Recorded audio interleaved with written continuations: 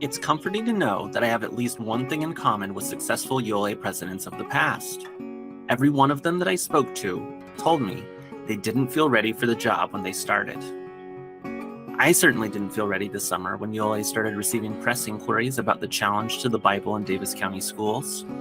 There were local press inquiries, national press inquiries, and I even ended up doing a Zoom interview with a reporter from Japan. I came into this position believing that the worst possible thing I could be asked to do as president would be a television interview. I didn't think I had the skills, expertise, or know-how. And I didn't.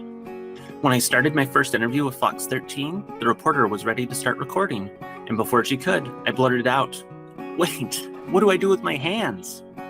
She gave me some very kind advice and told me that when she first started, she thought she had to hold perfectly still. But she told me it's fine to move and use your hands to talk.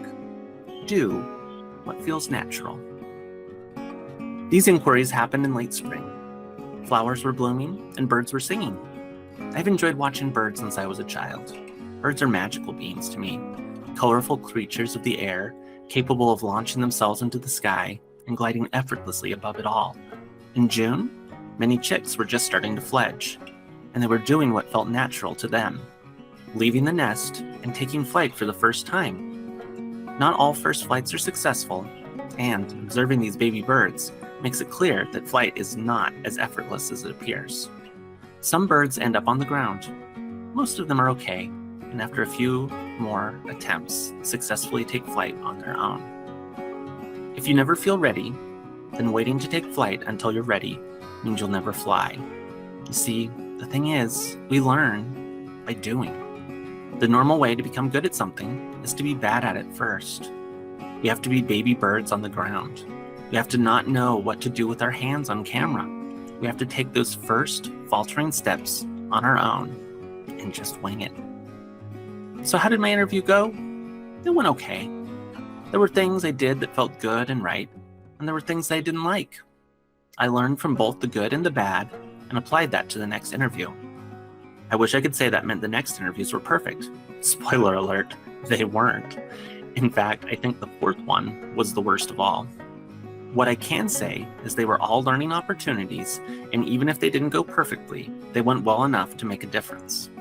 One of our ULA strategic plan goals is that decision makers, partners, and residents understand the value of libraries. Those interviews are important because they provide a platform for ULA to share our values with people across the state of Utah. They were an opportunity to let people know about the importance of keeping books on the shelves that are representative of all members of the communities we serve. They were essential, even if they were difficult, scary, and imperfect, even if I didn't feel ready. This month, I encourage all of you to do something that you don't feel quite ready for yet.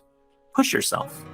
If you're really feeling bold, maybe you'll submit a proposal to present a session at ULA. Submissions open next month. Maybe you'll run for a ULA office. We start accepting nominations in October. Or maybe you'll do an interview with the local news. You might succeed, or you might not. I bet you'll learn a lot regardless. Here's to a year of winging it.